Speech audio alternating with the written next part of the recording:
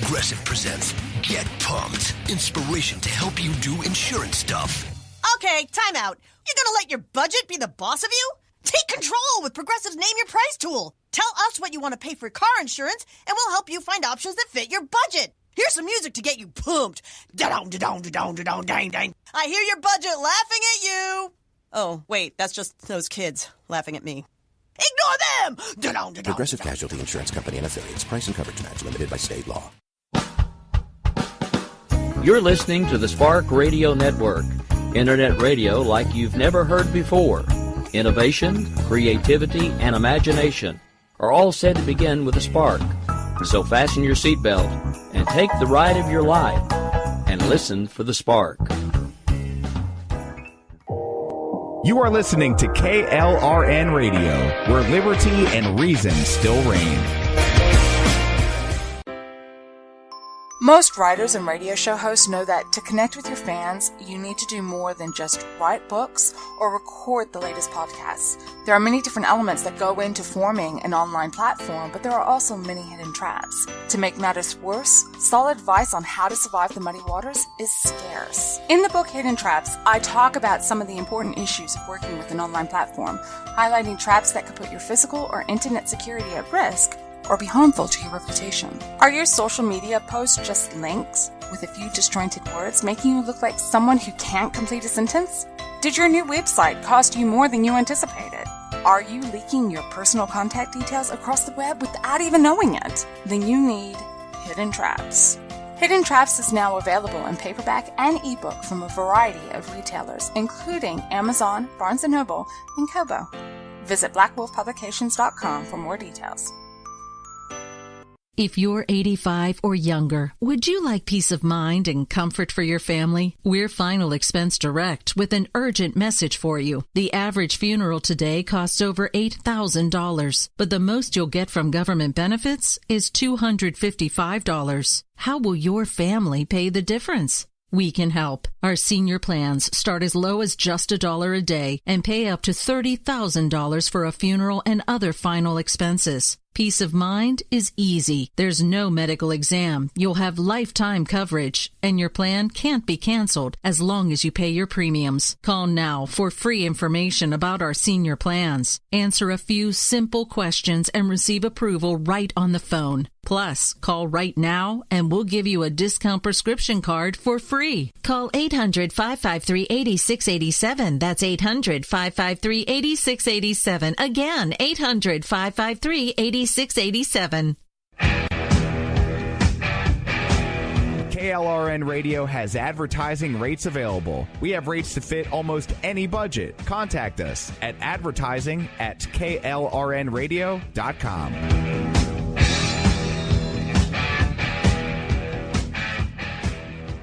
Attention business owners and independent contractors. This is a money-saving message from Tax Mediation Services. If your business owes $20,000 or more in taxes, we can help you today, right now. Listen, dealing with the IRS is no picnic. It's an intimidating and extremely stressful process, and you don't want to go it alone. Our attorneys know every law, every tax break, and every possible opportunity to help you resolve and reduce your tax debt. And if you owe more than $20,000, you may be at the top of their hit list. So don't take your tax debt lightly, because it will not go away on its own. The IRS can seize your bank accounts, your home, and even shut down your business. Call our tax experts today at 1-800-783-0810 and let us deal with the IRS while you focus on your business. That's 1-800-783-0810. Again, that's 800-783-0810. My son was in the Army back during Desert Storm, but even then he wanted an MBA. He looked at a dozen schools, but only one offered the online education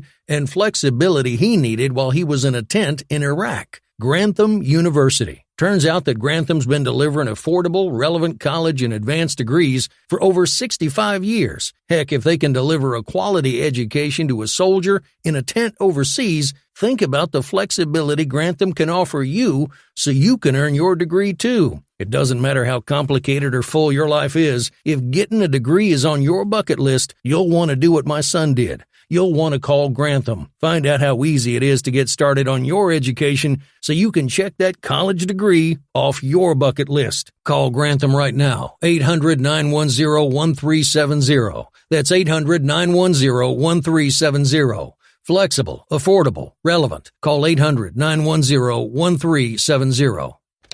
Sometimes writers feel lost, unsure why a passage may not be working. It takes another set of eyes to help us nurture our writing into full maturity. At Black Wolf Editorial Services, we strive to enable writers to develop and grow, offering manuscript critiques and line edits through a mentoring editorial style.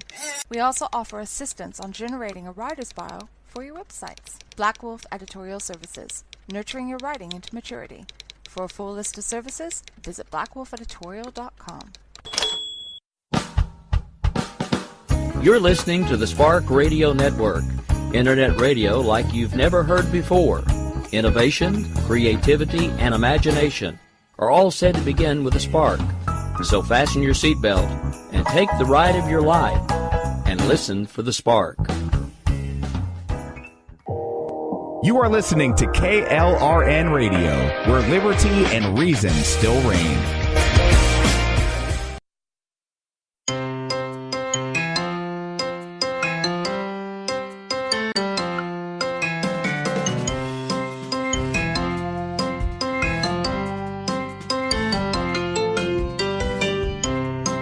The world around us is an amazing place, filled with beauty and with science.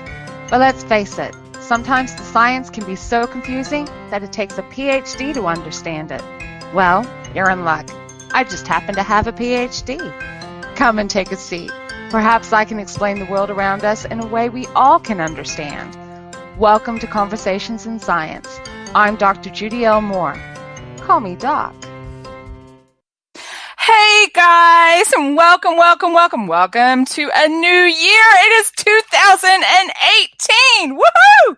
I am Dr. Judy L. Moore, and yes, as my intro says, I do have a PhD. But those of you who are new to the show, the way it works is I do the best I can to explain science in a way we all can understand, with the help of my dear and sweet and lovely producer. Where are you? What's up, Jess? Doc? Hey, Jess.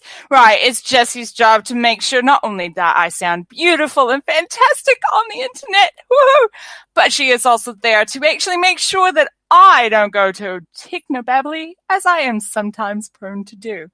So, hey, Doc, what Doc, are we going to Doc, talk? Doc, Oh, I got news. What? Oh, okay, news for 2018. Do tell me some news. Conversations in Science is now available on iHeartRadio. Oh, that's awesome. What? Wait a minute. I'm on iHeartRadio. What? I'm on iHeartRadio. Seriously? Yeah, seriously. Whoa. Okay, head spin. Absolutely head spinning. Wow, I think this is probably there's some other news as well, isn't there? Oh, what? Well, my news timetable. Yes, that's true. You're the one that told me about it. Sorry, it just didn't seem like news to me anymore. But yeah, Conversations in Science is now played every Monday. But yeah, it's not always a new episode, but there'll be at least one new one a month, right, Doc? Yep, at least one new one a month, and sometimes two, depending on how energetic we get. But definitely one new one a month, most definitely. And it's producer's choice as to whether there's actually additional ones that get played and what they are, isn't it? Yep, they'll be played. It's just, now if you have a request, how do they send it to us, Doc? Well, if they have a request and they want to hear a particular episode over again, do send us an email at science@klrnradio.com. And we will and this goes to the same, if you've got any topics that you would like us to cover and you would like us to talk about, send us an email. Hey, I do check it on a regular basis. That's science@klrnradio.com. Meanwhile, what are we going to be talking about today? I think you told me something about we're going loony. Yeah, we're going to go a bit loony about Luna. Basically, what it is I don't know. Earlier this month, we had a supermoon. Later this month, we have a lunar eclipse. And we also have a blue moon and a whole bunch of other bits and pieces. And people are going a little bit loony about the moon. So we're going to go loony about Luna. Yeah. Sounds great, doesn't it? Sounds like fun to me, Doc.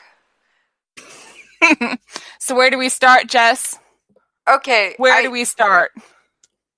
First of all, let's start with the basics. Isn't that always a good place, Doc? Yes, but there are so many confusing things about the basics. So, how far is the moon from the Earth? Oh, you would have to ask that horrid question. I haven't even got the number on the top of my fingers. Hang on. Distance to moon. See, Google, my friend. Okay.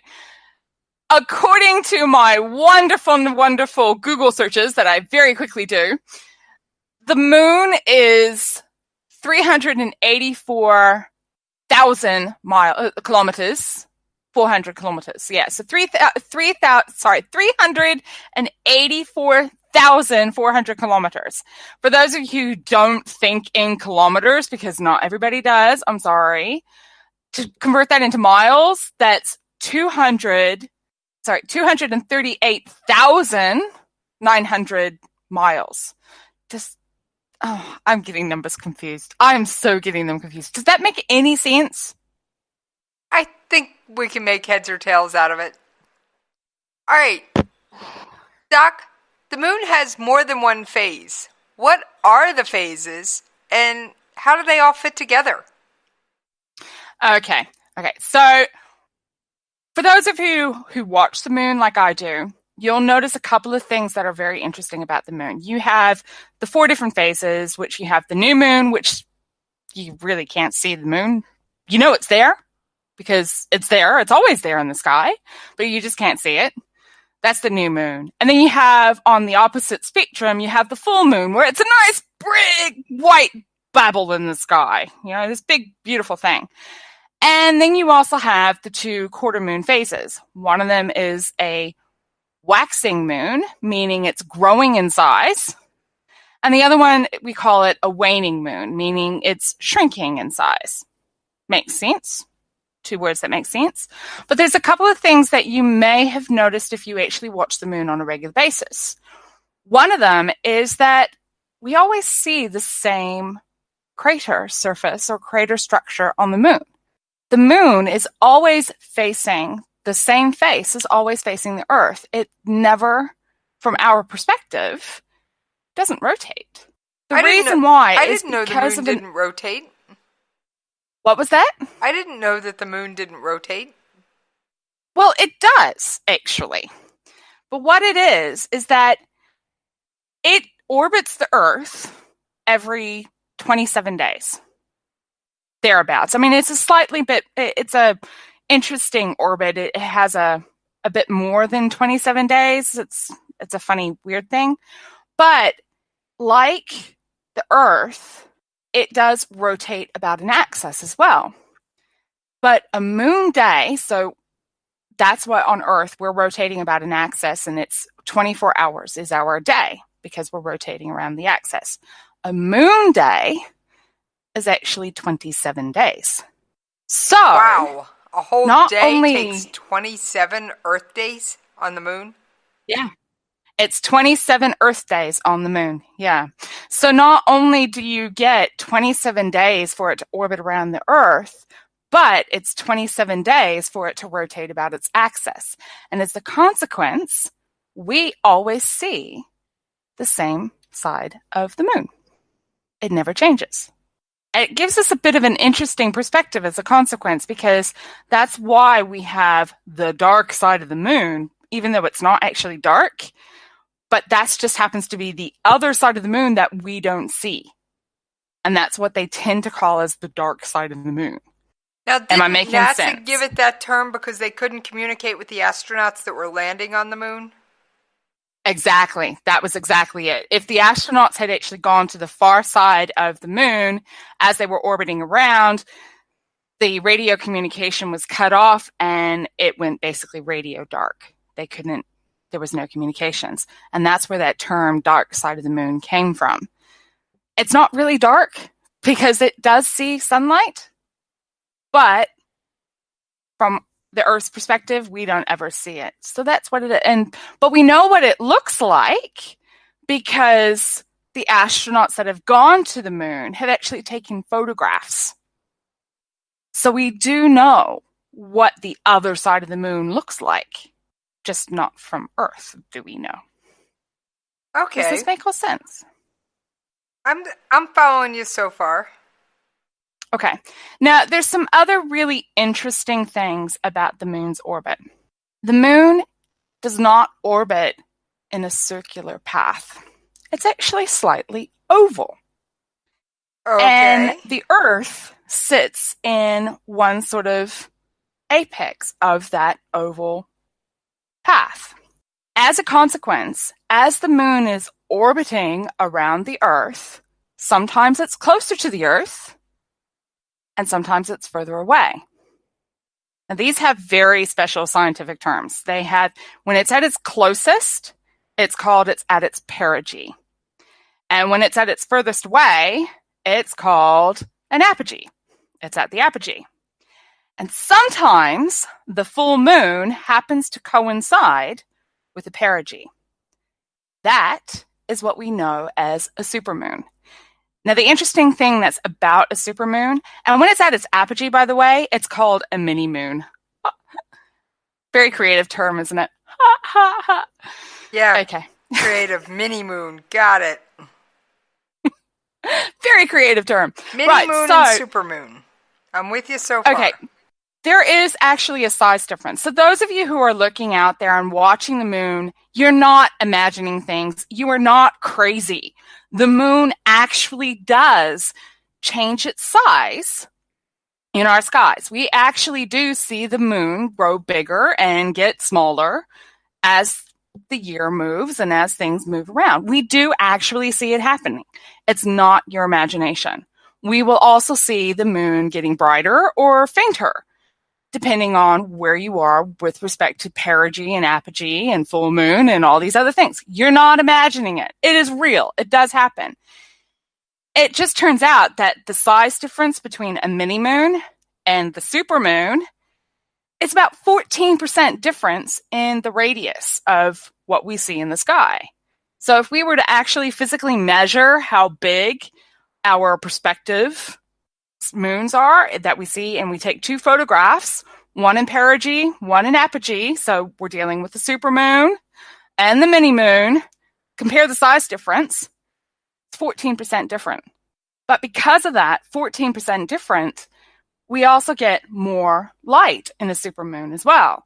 So it's about a 30% difference in luminosity. Now, before somebody goes through and says, oh my God, what? Hang on, 14% difference in size, but 30% different in brightness. Why is that? Well, the reason why is because we measure the size difference when we're working in diameter. But the brightness of something, how bright it is, your luminosity, is a function of area. And if anyone remembers going back to high school mathematics, the area of a circle, pi r squared. Take the radius. And so if you've got an increase of your radius of 14%, then you're going to have an increase in your area by 14 squared percent. Does that make sense? I think I'm with you, but I'm not. Math wasn't my strongest suit, Doc. But that's basically what's going on. And so when you do all these bits and pieces of the math calculations, it works out to be about, 30% increase in light. So that's why we've got more increase in light than we do an increase of size. So that's supermoon and mini moons, or micromoons, as it's also called. Great, fantastic, imaginative names. Yeah, some people weren't really very imaginative back then. Now, there are some interesting things about supermoons and all these other bits and pieces. We don't get supermoons unless it's a full moon. Okay. It's really, really odd because we get the moon coming to perigee quite frequently. It's something that we can calculate. We know what the orbital period is of the moon. We know what the orbital period is of the Earth. We know all of this. We've studied it for centuries. We're not talking about just our own calculation. We're even talking, the likes of Galileo was even able to work this out. So we know all of this information. We can model, and we know exactly when things are going to happen. And you can go to a lot of different websites. NASA's got one, and I think there's also a time and date is another one. Lots of different websites will tell you exactly when perigee is going to occur, when supermoons are going to happen, when micromoons are going to happen, when we're going to have lunar eclipses. Okay. Now that one's an interesting one. Whoa, Doc. Yeah? I know we've discussed solar eclipses, so I got that one. Now, what's a lunar eclipse, and can you look directly at it? Okay. So, a solar eclipse, just as a reminder, is when the moon is blocking the sun with respect to the Earth. So we cannot see the sun. And it just so happens that you get parts of the world that go into total darkness. They get night in the middle of day. Okay, that's a solar eclipse. A lunar eclipse, it's the other way around. It's where the moon gets blocked by the Earth from the sun. So what happens is a full moon becomes red. Red? It becomes red. It's because of the way the Rayleigh scattering, it's because of the way the light Rayleigh is scattering? scattered. What's Rayleigh Hang scattering? on. Yeah. It's because of the way the light is scattered through our atmosphere. It is still getting light from the sun, but it's getting this periphery light that's sort of bouncing around the Earth and going through our atmosphere to get to the moon. Okay? So we see the moon as red as a consequence. It's a really interesting light thing, really funky light trick.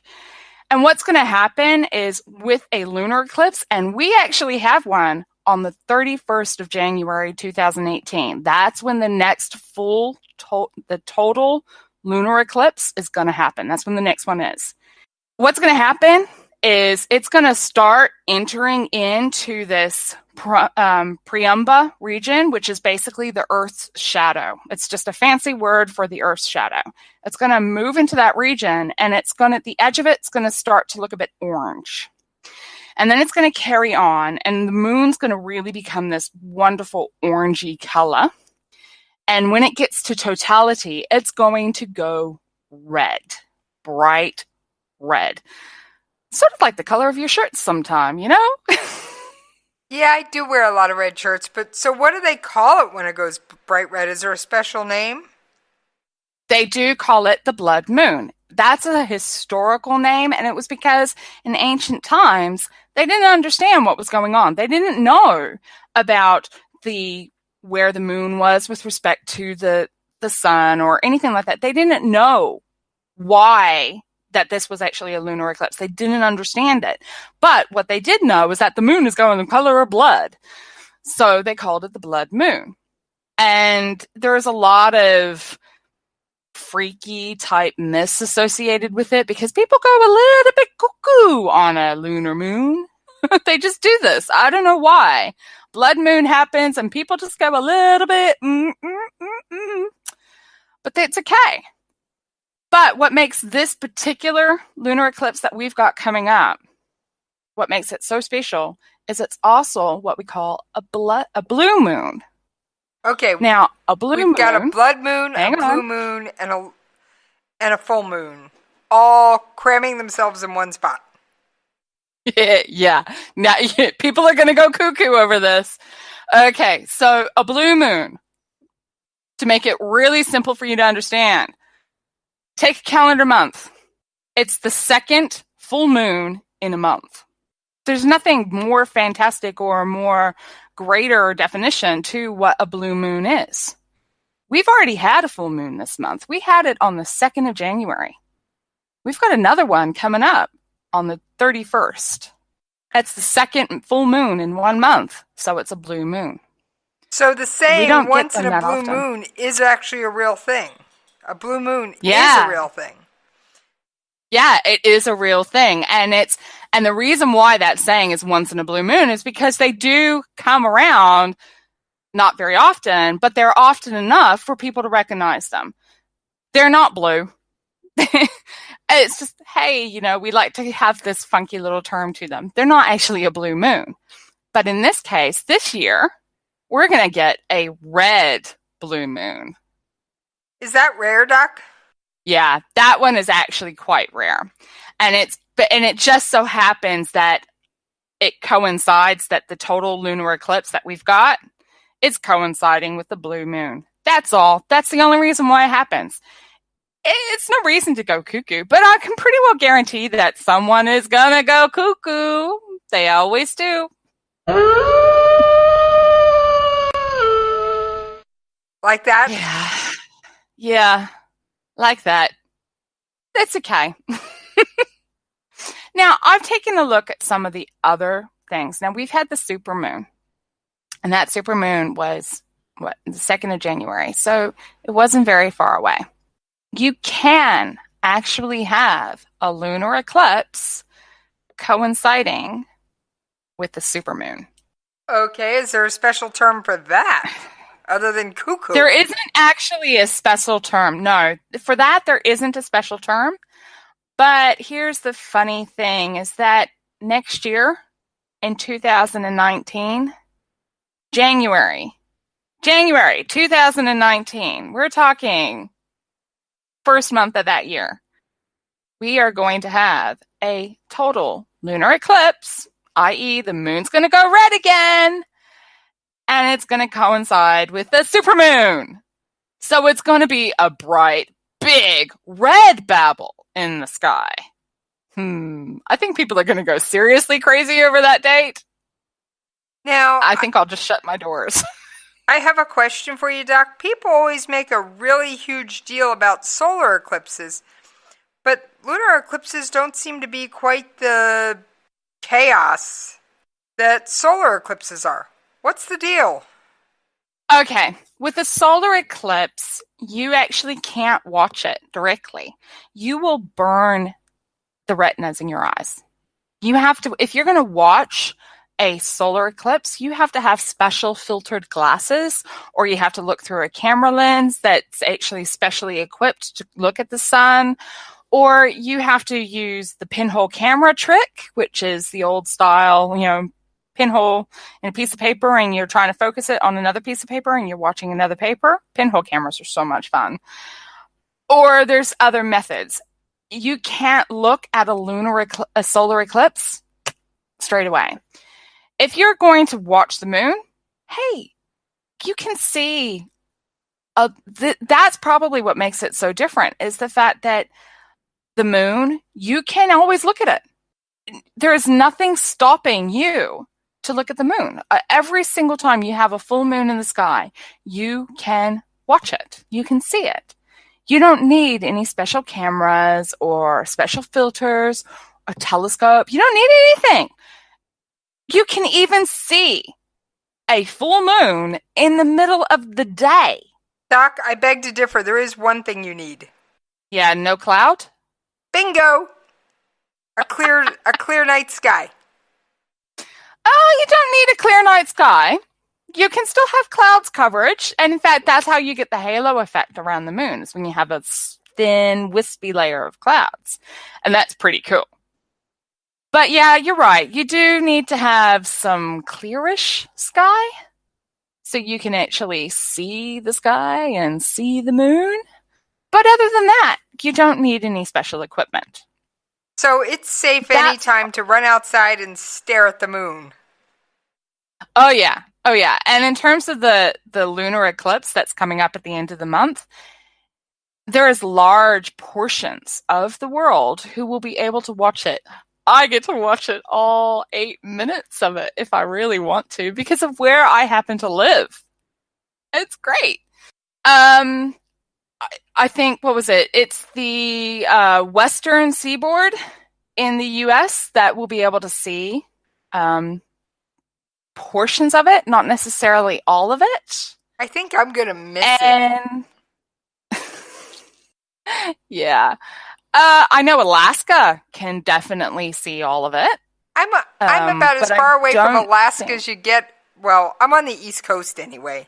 So, I think the eastern seaboard will be able to see parts of it, but not all of it, if that makes any sense.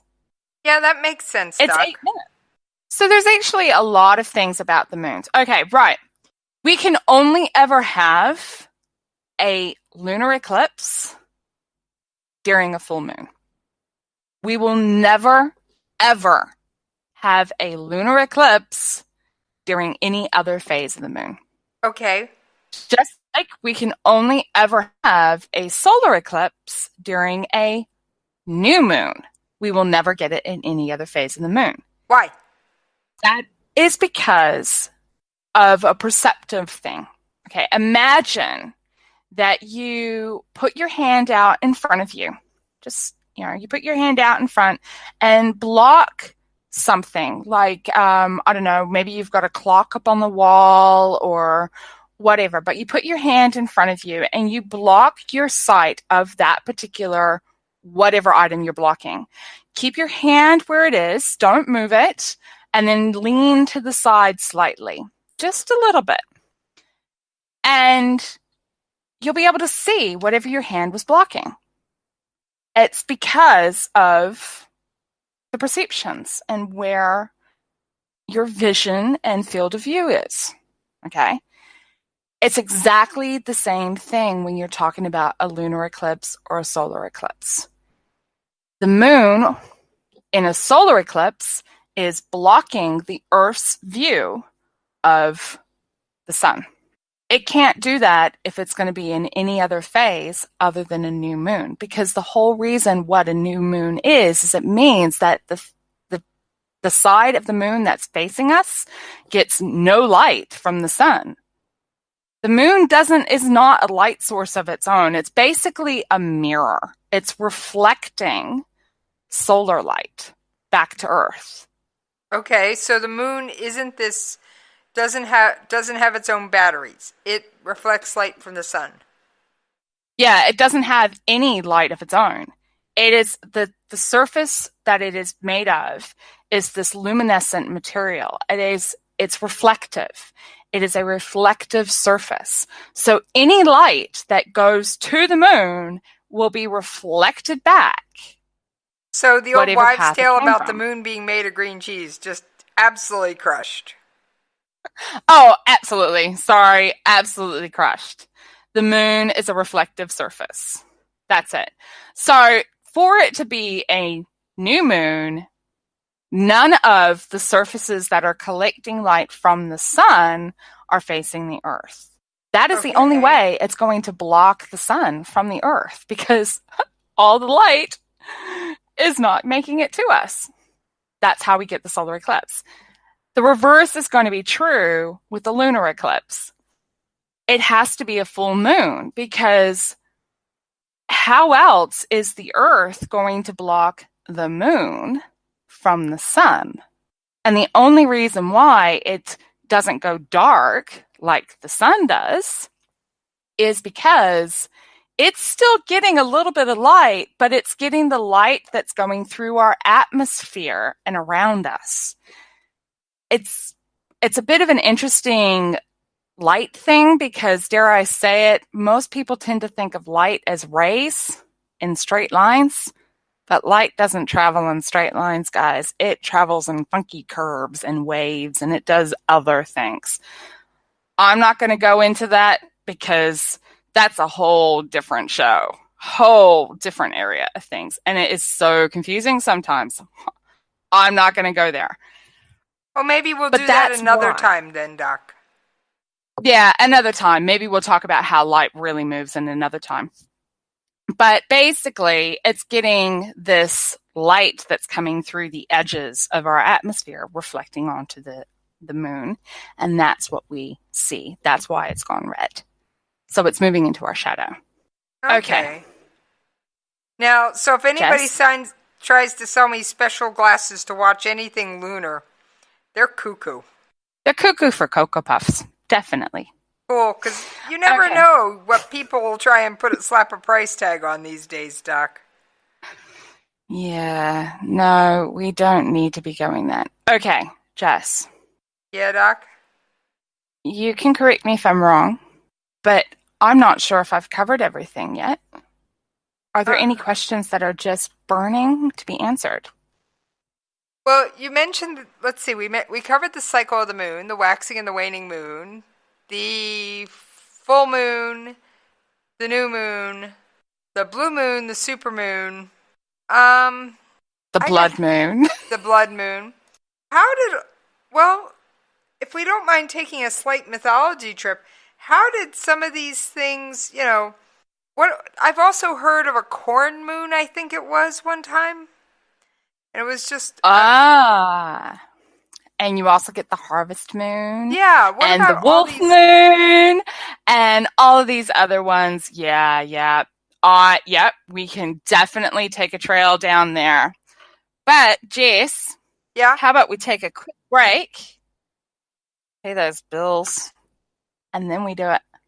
You got it, Doc. You're listening to the Spark Radio Network. Internet radio like you've never heard before.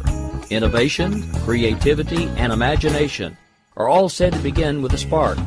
So fasten your seatbelt and take the ride of your life and listen for the spark.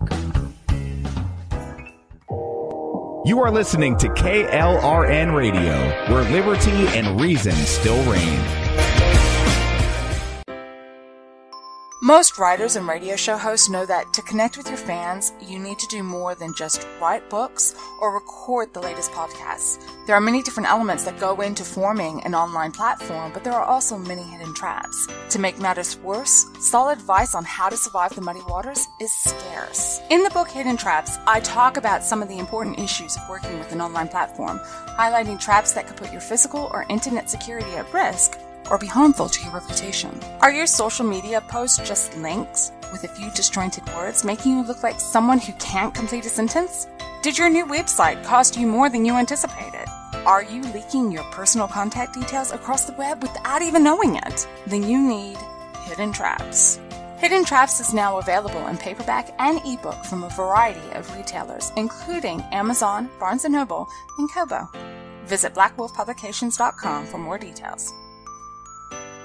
If you're 85 or younger, would you like peace of mind and comfort for your family? We're Final Expense Direct with an urgent message for you. The average funeral today costs over $8,000, but the most you'll get from government benefits is $255. How will your family pay the difference? We can help. Our senior plans start as low as just $1 a day and pay up to $30,000 for a funeral and other final expenses. Peace of mind is easy. There's no medical exam. You'll have lifetime coverage, and your plan can't be canceled as long as you pay your premiums. Call now for free information about our senior plans. Answer a few simple questions and receive approval right on the phone. Plus, call right now and we'll give you a discount prescription card for free. Call 800-553-8687. That's 800-553-8687. Again, 800-553-8687. KLRN Radio has advertising rates available. We have rates to fit almost any budget. Contact us at advertising@klrnradio.com.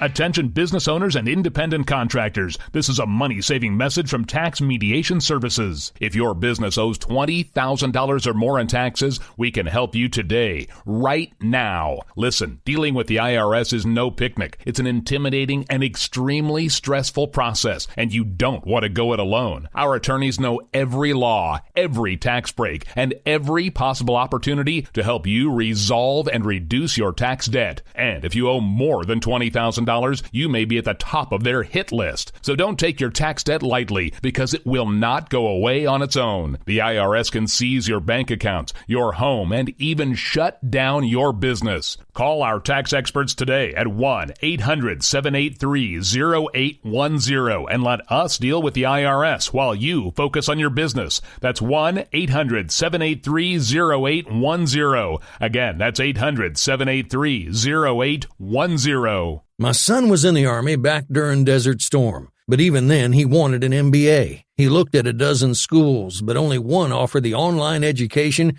and flexibility he needed while he was in a tent in Iraq. Grantham University. Turns out that Grantham's been delivering affordable, relevant college and advanced degrees for over 65 years. Heck, if they can deliver a quality education to a soldier in a tent overseas, think about the flexibility Grantham can offer you so you can earn your degree too. It doesn't matter how complicated or full your life is. If getting a degree is on your bucket list, you'll want to do what my son did. You'll want to call Grantham. Find out how easy it is to get started on your education so you can check that college degree off your bucket list. Call Grantham right now, 800-910-1370. That's 800-910-1370. Flexible, affordable, relevant. Call 800-910-1370.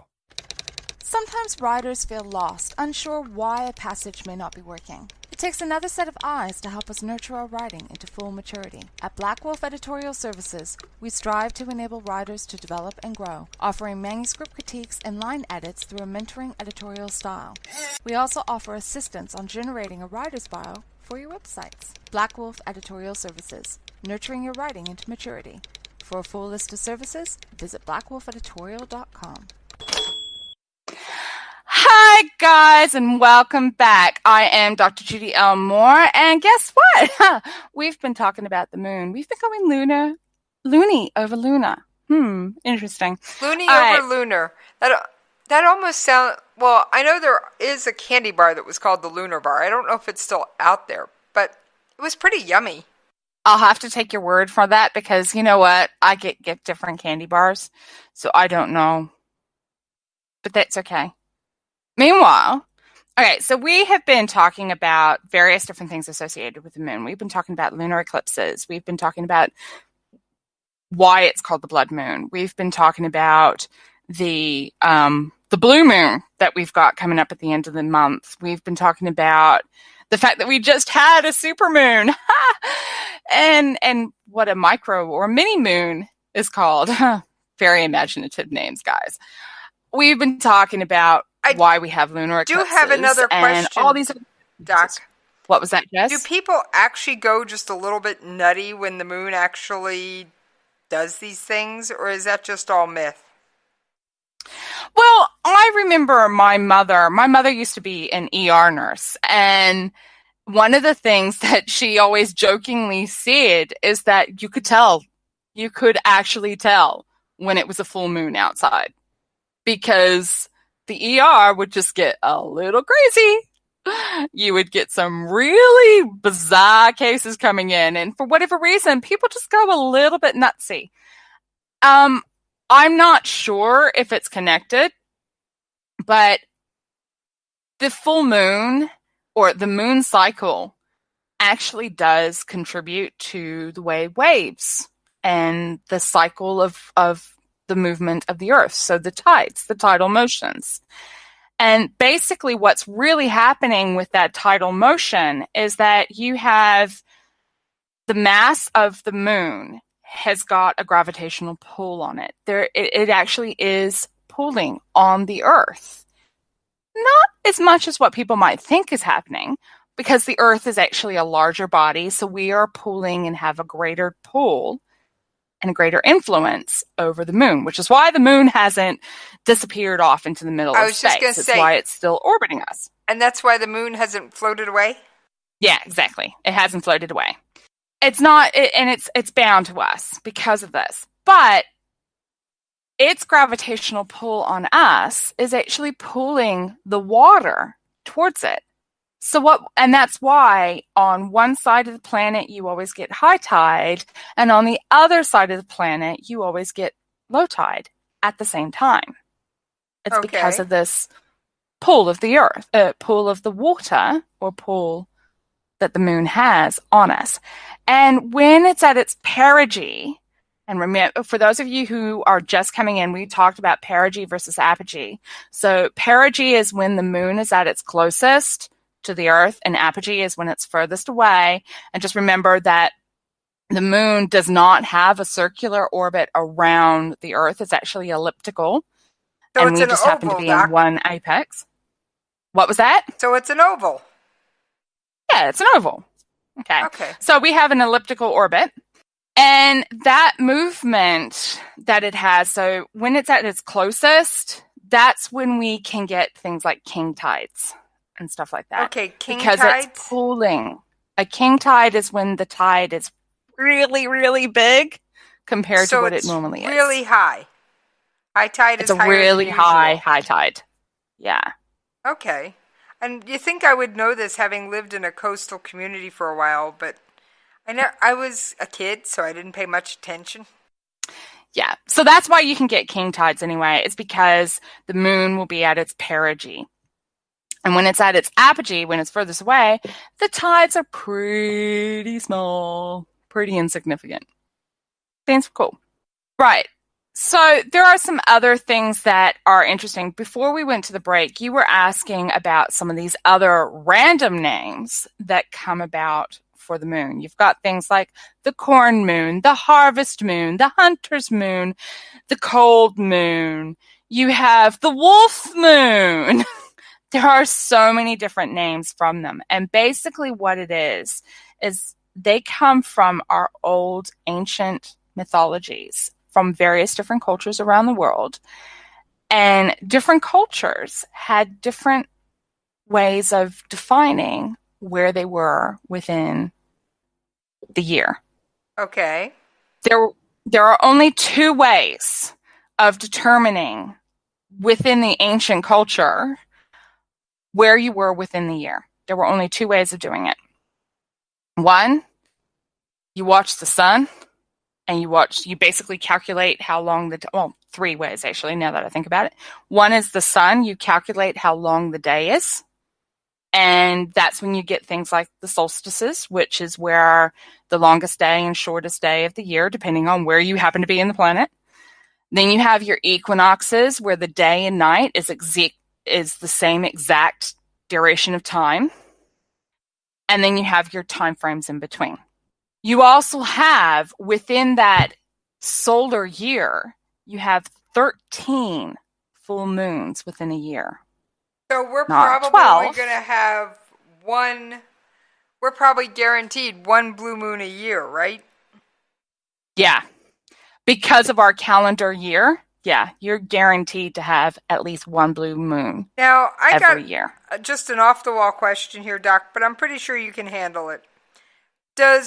New Year's Day is a lot of fun, but does it have any lunar or solar or astronomical significance, or is it just cultural fun? The New Year's, I mean, we've put January 1st is a modern it's a modern calendar time. The Roman calendar, which is what we are using, it's a modern thing that goes through and puts certain dates, but its length is based on an actual astronomical calculation. It is based on when we know the solstices are with respect to each other. They are always 6 months apart from each other. The equinoxes are always 6 months apart from each other. And they are always on the same day every year. The Really? equinoxes and the solstices. Wow. Okay. I don't know what happened there. Okay. I'm just going to say that again. They're on the same time every year, 6 months. We know this. And so the solar calendar, or the calendar that we are using for our calendar every day, when you're talking about January 1st and 31st of January, that calendar, it is based on a solar calendar. It is a calculated thing. We know exactly what that is. But the moon doesn't have a 28-day period, or it doesn't have a 30-day period, or it doesn't have a 31 days period. It is 27 days. Okay. Just slightly off. It's slightly more, slightly less. It's not quite the same every month. If it was exactly the same every month, then we would be able to work out a calendar such that the moon every single day would have this same period every day. But it's not. I mean, you're talking, I think it's, in some cases, depending on how you calculate the lunar month, which, trust me, there's so many different calculations associated with it. On one calculation, it is 27 days and 13 hours. So you're basically talking 27 and a half days. On another calculation, it was 27 days and 5 hours. Okay, scientists are going crazy with numbers again. Got it. Yeah, exactly. There's so many different ways of calculating it, and they all have they're all important, because one of the calculations is the calculation between apogee and perigee. So it's how we calculate whether we've got a supermoon or mini moons. The other one is a calculation based on lunar and solar eclipses. So we can work out exactly when we're going to have a lunar and a solar eclipse. Okay. We have other ones that are based on our moon cycle, based on the full moon and new moon. And that one is, again, that's 28 days and so many hours. So there are all these different calculations associated with the moon, and it makes things so confusing. Yeah, I know. I know, it does. It's scientists going crazy with numbers, but hey, I love my numbers. Hey, Doc, you know math wasn't my strong suit, right? I know. I'm sorry. That's okay. I'm sure I'll hear about it later. Okay, so to come back to your question about the different names of these different moons, you had these ancient cultures, or the old historical cultures, that they had to come up with a different way of defining the calendar, because not everybody was working off of solar, not everybody was working off of lunar. They would have all these different things.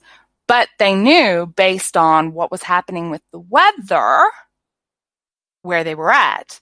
So in the northern hemisphere, the full moon that's in December is traditionally called the cold moon, because, well, December every year is pretty cold. It's winter.